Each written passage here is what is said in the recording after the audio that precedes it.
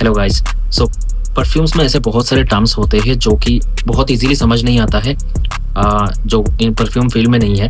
जैसे कि हमको पता है नोट्स होता है, 3 नोट्स होता है, टॉप नोट, हार्ट नोट और मिडिल नोट, बेस नोट। तो जो भी है इन नोट्स में से एक नोट है ड्राई डाउन नोट, ये सबको मालूम। तो ड्राई डाउन होता है वो नोट्स जो लास्ट में आता है overall.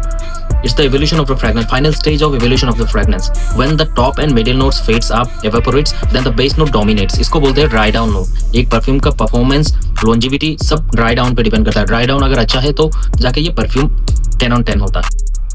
Number 2 term is olfactory pyramid. Olfactory pyramid is a conceptual model which organizes a perfume notes into top note, middle note, and base note layers. These layers are called olfactory pyramid, and this is a conceptual theory. Okay, this is a very important term in perfume, olfactory pyramid.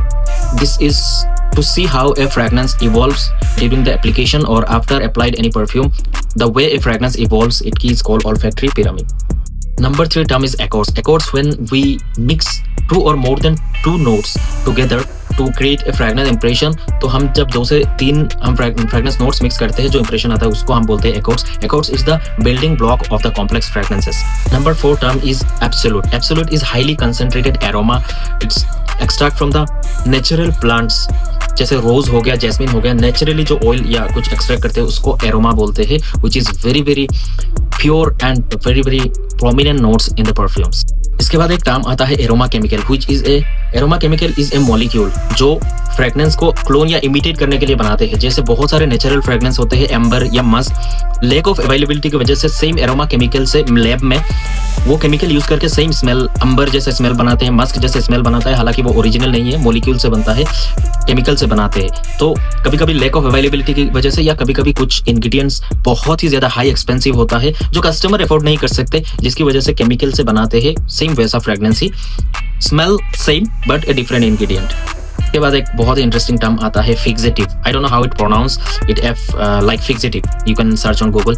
लेकिन ये बहुत ही ज्यादा important है perfumery world में, because कुछ fragrance बहुत ही जल्दी इवेपोरेट्स हो जाता है। इतना सारा R&D के बाद, इसके बाद अगर आप परफ्यूम इतना इन्वेस्ट करके कोई परफ्यूम ले रहा है, अगर वो टिके ही ना तो of course customer will be upset. So उसके लिए वो लोग यूज करते हैं फिक्सेटिव, जो कि फ्रेग्रेंस को इवेपोरेट होने में थोड़ा स्लो कर देता है, which makes it very slow to get evaporates slowly. तो इसकी वजह से वो लोग फिक्सेटिव यूज करते हैं ताकि फ्रेग्रेंस का लॉन्जिविटी बाकायदा बढ़े, ना कि कम हो जाए वक्त के साथ।